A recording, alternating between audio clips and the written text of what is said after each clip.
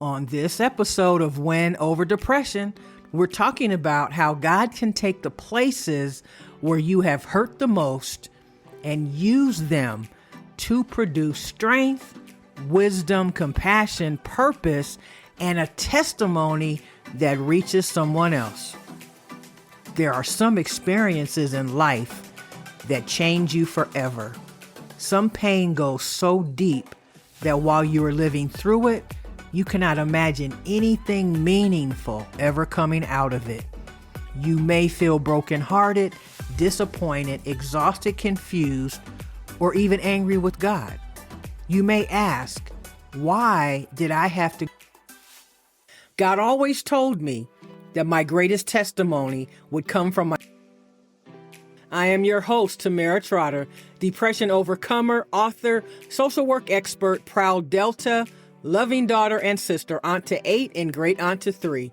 This podcast is your safe place for healing, growth, and real transformation. In this space, we explore faith, learning how to trust God even when we feel uncertain and overwhelmed. We also confront stress, understanding how it impacts your mind, body, and spirit, and how to manage it in a healthy, sustainable way. We navigate loneliness, processing the quiet moments where you may feel unseen or disconnected. And we unpack anxiety, exploring what it feels like to battle internally while still showing up externally. I am overjoyed that you are here to gain insight and inspiration from someone who has lived with chronic depression for most of their adult life. By His grace, I became well enough to pour. Let's dive into today's episode, but before we do, let me tell you about my course, The 14 Days to Manage. If you're ready to pick you first and better understand your mental illness and how to decrease your episodes of sadness, guilt, or worry, The 14 Days to Manage Depression will equip you with the tools I used to move from being chronically depressed to now experiencing few symptoms of depression. Let me help you get to that place of mental health. Instead of trying to figure everything out on your own, this course walks you through daily steps that help you slow down your thoughts, process your emotions, and begin to regain control in a healthy, manageable way. When stress feels constant and worry won't quiet down, having a guided plan helps you move from confusion to clarity. What makes this course especially powerful is that it just doesn't talk about healing. It gives you practical tools to apply in real time. Through guided activities, affirmations, and intentional reflection, you'll learn how to interrupt your negative thought patterns, build healthier habits, and respond to stress in a way that supports your mental and emotional well-being. It helps you shift from reacting to stress and worry to actually managing them. Most importantly, this course is rooted in faith. It helps you strengthen your connection with God while learning how to release what you cannot carry. So let's talk about the foundational scripture for this episode. Revelation 12, verse 11. And they overcame him by the blood of the Lamb and by the word of their testimony. There is power in your testimony. There is power in telling somebody, I know what that kind of pain feels like. There's power in saying, I've been in a dark place too. But darkness does not have the final word. And there is incredible power in being able to say, what I went through did not destroy me. God used it to develop me. So today we are talking about what happens when our deepest pain becomes our greatest testimony, why we should never be ashamed of the chapters that hurt us, and how God can use the very experience we wished we could erase to give somebody else hope. Because sometimes your greatest ministry comes from the place where you received your deepest wound. Sometimes your greatest wisdom comes from your hardest lesson. Sometimes your greatest strength is born in the season when you felt the weakest. And sometimes your greatest testimony begins with the words, "You have no idea what I had to go through to get here." So be reminded that a chapter is not our life. Whatever the pain, whatever the battle, giving up is never an option. So it's time to snuggle in your favorite chair, make that cup of tea, and get ready for today's episode. Grab a pen and a paper if you like to. There's some good stuff coming your way. So my friends, we may not know where the journey will end, but when your heart is surrendered to God, you can trust Him enough to follow where He is leading you. You don't have to know the outcome. Keep your heart connected to God, follow His direction, trust Him through what you cannot see. And I know that that's the hardest part, but it's important to believe that God is running interference and He is in the background working things out for our good, even when we can't see it. There are going to be times in your life when we simply don't know how things are going to turn out. God does some of His most intimate work in places where our hearts have been broken. And your testimony is not always that God prevented the pain. Sometimes your testimony is, I went through it and God stayed with me. I cried, but I kept going. I questioned, but I kept believing. I became tired, but I didn't give up. I experienced pain I never imagined I would endure, but somehow God gave me enough grace for one more day, and then another and another, until eventually I looked back and realized I made it through. God's grace is sufficient. And I want to stay right here for a few more minutes because somebody listening to me today may be still in the middle of the pain. You may not be able to call it a testimony yet. You may not be on the other side. You may still be trying to understand what happened. You may still be grieving what you lost. You may still be asking God questions that have not been answered. And I want you to know something important. Your testimony does not begin when your pain ends.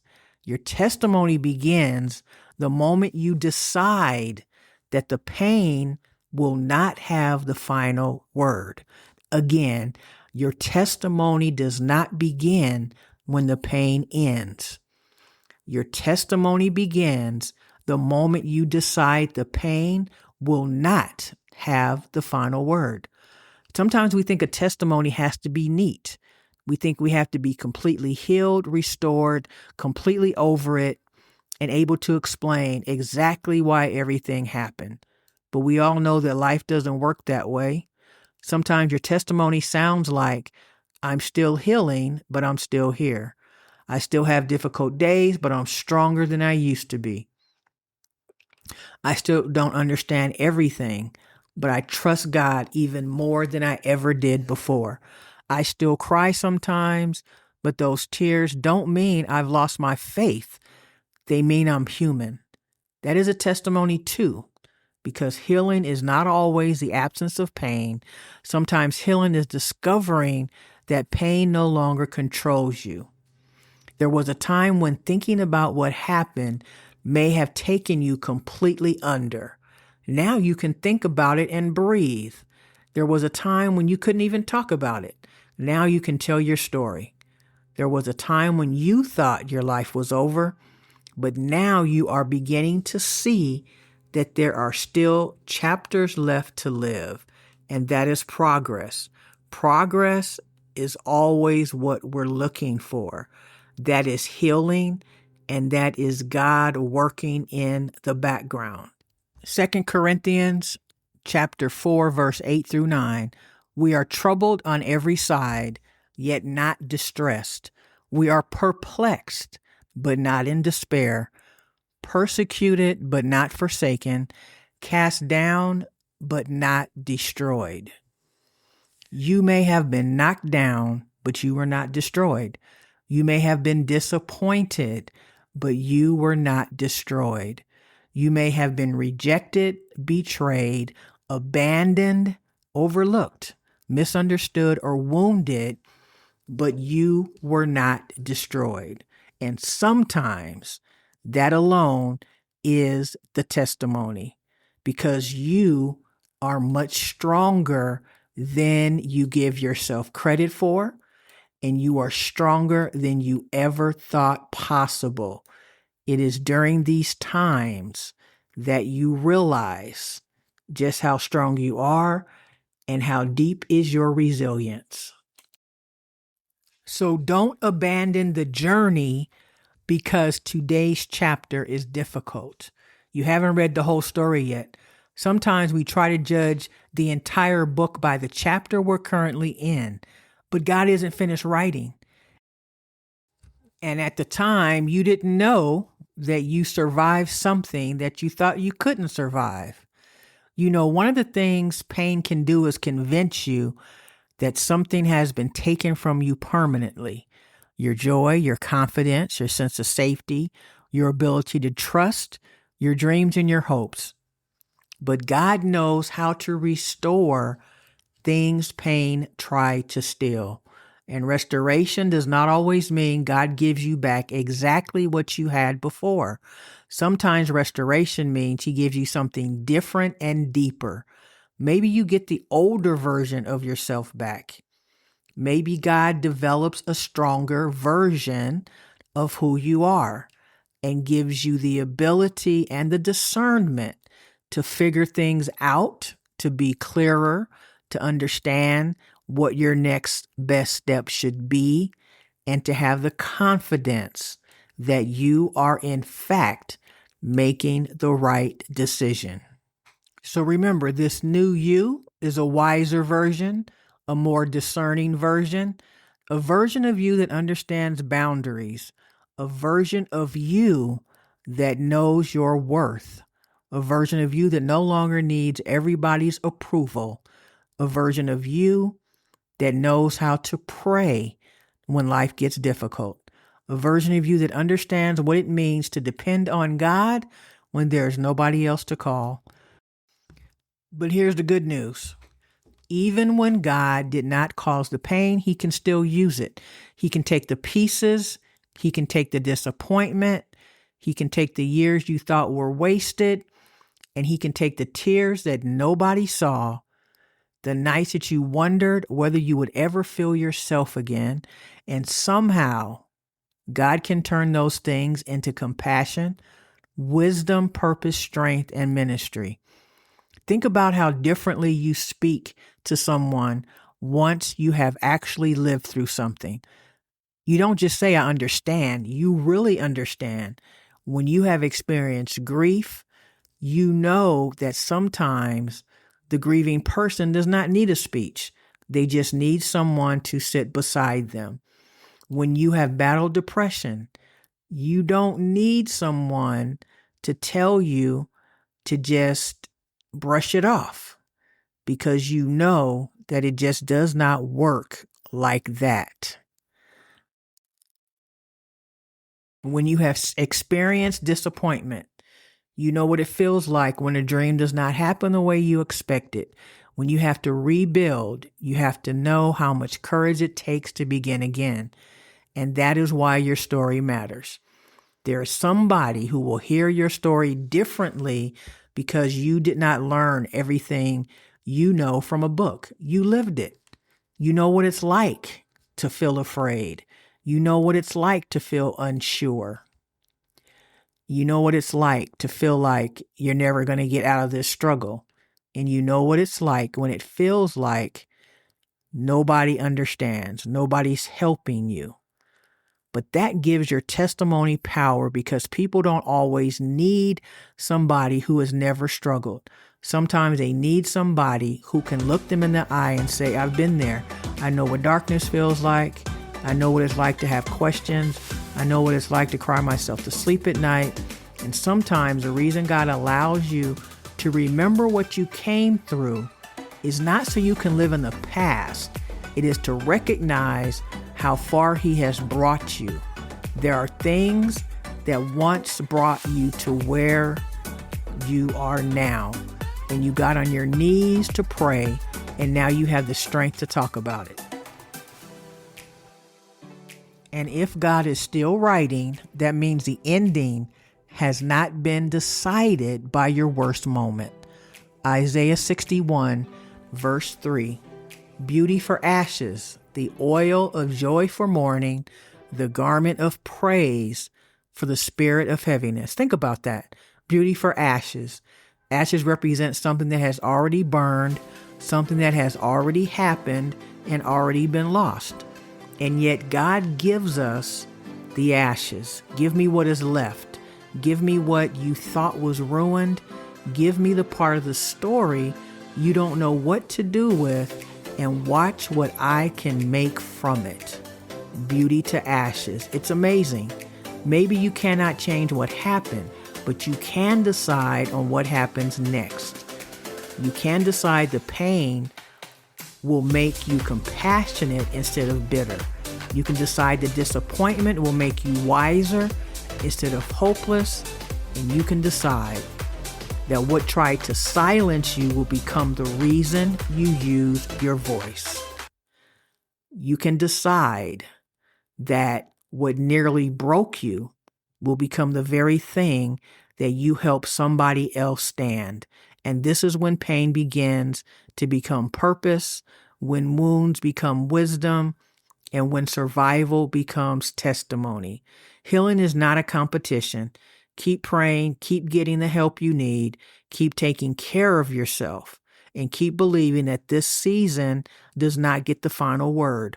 One day you may tell your story and realize that the part you once wanted to hide is the part that touches somebody the most, because somebody else will hear you think, if God brought her through that, maybe He can bring me through it. The pain hurt, but it didn't win.